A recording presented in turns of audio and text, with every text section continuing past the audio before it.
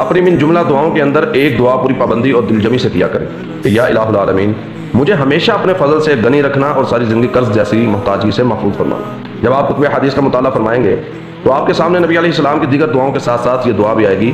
آپ صلی اللہ علیہ وسلم اللہ تعالیٰ سے قرض سے پناہ مانگا کرتے تھے، بلکہ ہم عائشہ صدیقہ رضی اللہ تعالیٰ عنہ فرماتی ہیں آپ صلی اللہ علیہ وسلم یہ دعا نمازوں کے اندر بھی کیا کرتے تھے، اللہم انی اعوذ بک من المأثم والمغرم، اے اللہ میں بلا شبہ گناہ اور قرض سے آپ کی پناہ میں آتا ہوں۔ بلکہ ایک دفعہ نبی علیہ السلام سے ایک صحابی پوچھنے لگے اے اللہ کے رسول صلی اللہ علیہ وسلم آپ قرض سے بہت زیادہ بچتے اور پناہ طلب کرتے ہیں، اس کی کیا وجہ؟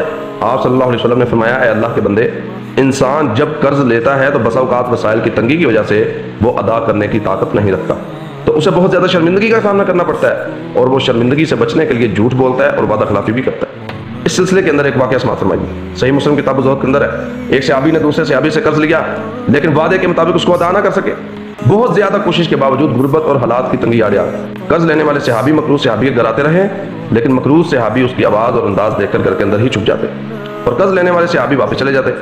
ایک دفعہ وہ قرض لینے کے لیے اس کے گھر آئے، سلام کیا، پوچھا وہ کدھر ہے؟ گھر والوں نے ذرا مجمل سا جواب دیا۔ اسی دوران صحابی کا 5 سالہ چھوٹا بچہ گھر سے نکلا، اس نے اس سے پوچھا این ابو کا، تیرے ابو کدھر ہے؟ وہ بچہ معصومیت سے جواب دیتے ہوئے کہنے لگا میرے ابو آپ کی آواز سن کر امی کی ڈولی کے اندر چھپ گئے۔ قرض لینے والے صحابی بیان کرتے ہیں میں نے آواز بلند اس کو پکارا اور کہا باہر آ جاؤ، مجھے تمہارے چھپنے کا علم ہو چکا ہے۔ چنانچہ وہ نہ چاہتے ہوئے باہر آئے اور شرم سے سر جھکائے اس کے سامنے کھڑے ہو گئے۔ قرض لینے والے صحابی نے کہا تمہارا مجھ سے چھپنے کا سبب کیا ہے؟ تم باہر نکلنے کے بجائے گھر ہی میں کیوں چھپ جاتے ہو؟ مقروض صحابی جو ایمان کی دولت سے بہت زیادہ مالا مال تھے خوبصورت اور ایمان افروز جواب دیتے ہوئے فرمانے لگے میں اللہ کی قسم آپ سے بات کرتا ہوا جھوٹ نہیں بولوں گا، اللہ کی قسم میں صرف اس لیے چھپ جاتا ہوں کہ باہر نکلوں گا تیرے ساتھ بات کروں گا تو جھوٹ بولوں گا یا وعدہ کروں گا تو اس کی خلاف ورزی کروں گا۔ ہمارے ہاں تو ایسا نہیں نہ ہوتا، ہم کہتے ہیں کوئی بات نہیں دینے ہیں تو پھر کیا ہوا، جان تھوڑی دیں، یہ الٹی سیدھی بات ہے۔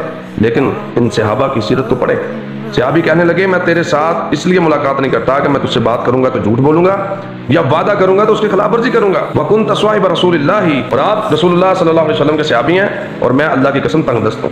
قرض لینے والے صحابی کو جب حقیقت حال کا علم ہوا اس کے رونگٹے کھڑے ہو گئے، 3 مرتبہ اللہ کی قسم اٹھا کر کہنے لگا کیا واقعتاً تیری حالت یہی ہے؟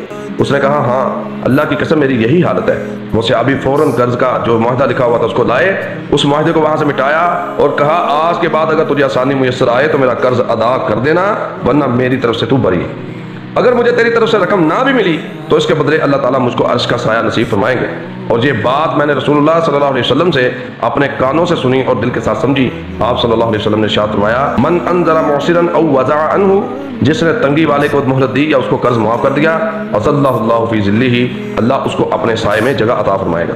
سامعین کرام، سوچنے والے دل اور سمجھنے والے دماغ اس واقعہ سے بہت کچھ سیکھ سکتے ہیں۔ اللہ تعالیٰ مجھے اور آپ کو ہر حال میں خیر خواہ اور نیک انسان بننے کی توفیق عطا فرمائے، آمین۔